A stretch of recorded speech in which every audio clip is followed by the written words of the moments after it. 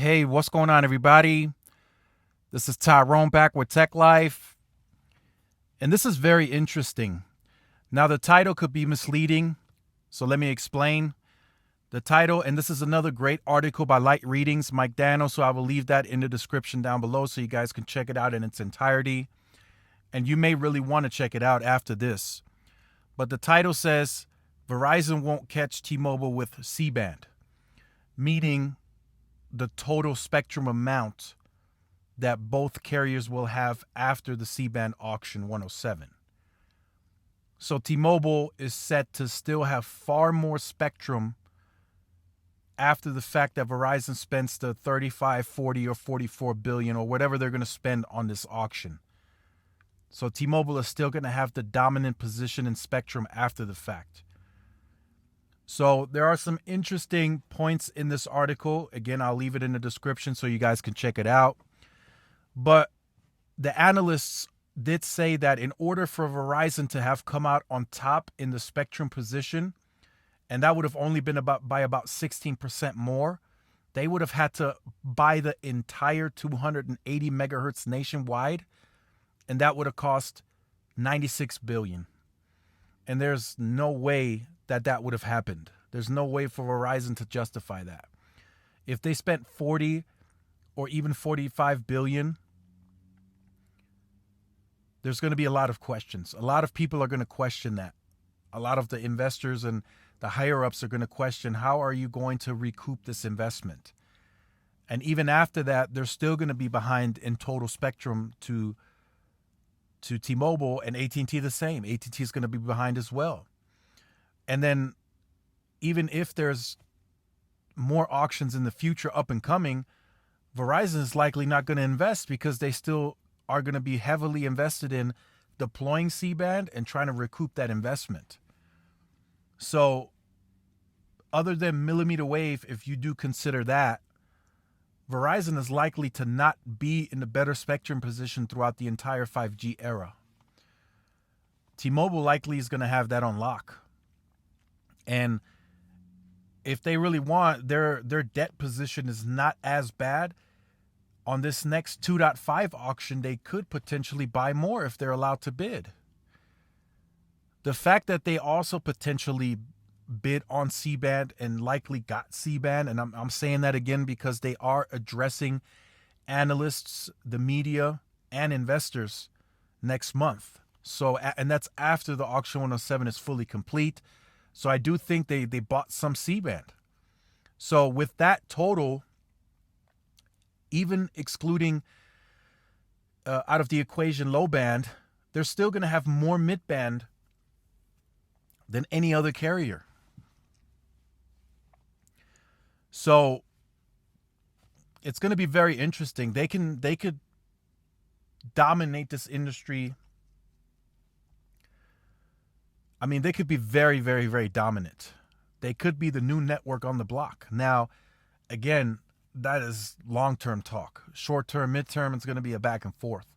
But long-term, as they grow the network, they include those 15,000 new sites that they plan on building. They boost backhaul. And from what I heard on the earnings call, I don't think they're going to spend a penny outside of what they had planned. I said that in previous videos. I think the CapEx stays at the 11.7 to 12 billion. Now, a lot of people are saying it's not enough. They need to spend 18, 19, 20 billion. Maybe so. Of course, that'll accelerate things. But you got to remember, they're still running a very efficient business and they want to compete with value. So they can't go crazy on spending. So let me give you guys an example. Some of you, I see some of you bring it up. T-Mobile right now does not operate its own fiber. They're not building their own fiber. So just for example, Verizon spent $18.2 billion on their annual CapEx last year. I don't know the exact number, but we can estimate that that 3 to 4 billion of that 18.2 went towards fiber. Now, once you deduct that or subtract that from the 18.2 billion, how much more is Verizon really spending directly on the network besides the fiber?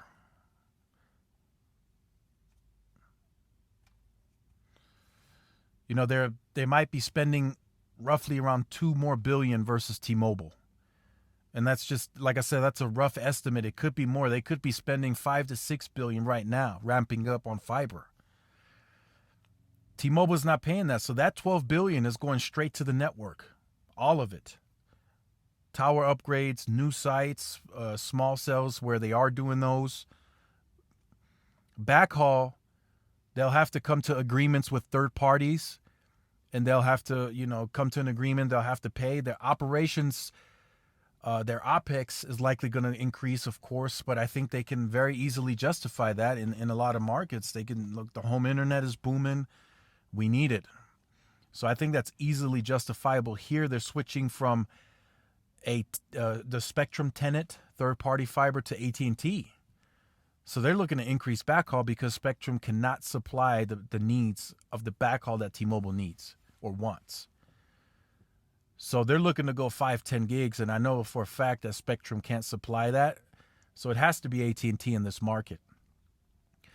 So again, the title's a bit misleading, but check it out.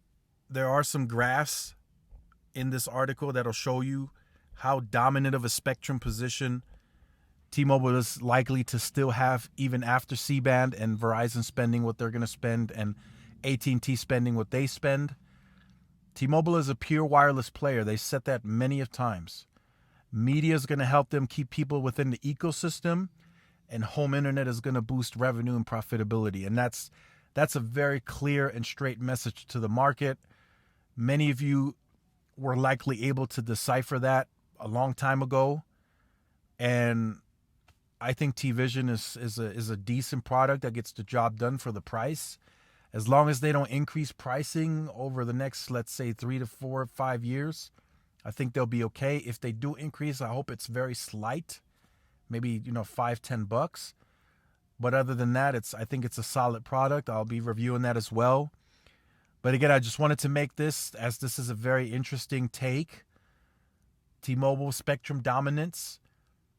Again, they'll still have to densify more. Apparently, they also increased the keep sites of Sprints. They went from about 11,000 to 13,000, so they're going to keep 2,000 more Sprint sites. So, who knows what it looks like 2 to 3, 4, 5 years from now. But again, just keep in mind, $12 billion over the next 5 years. It's going to do some damage, and the Sprint keep sites will save them some time as well, versus them having to build all those sites physically. That's going to take 2 years to get approval. With Sprint, they can just upgrade it and add their equipment to those sites. So again, let me know what you think about this in the comment section down below. Look forward to reading your comments. If you have been on the channel or you are new to the channel and you have not yet liked, shared, subscribed, make sure you do so. Hit the notification bell so you are notified when I do upload the content. Follow all of the social media outlets for more updates and interactions. Thanks again for watching. This is Tyrone with Tech Life, and I'll see you guys in the next one. Peace.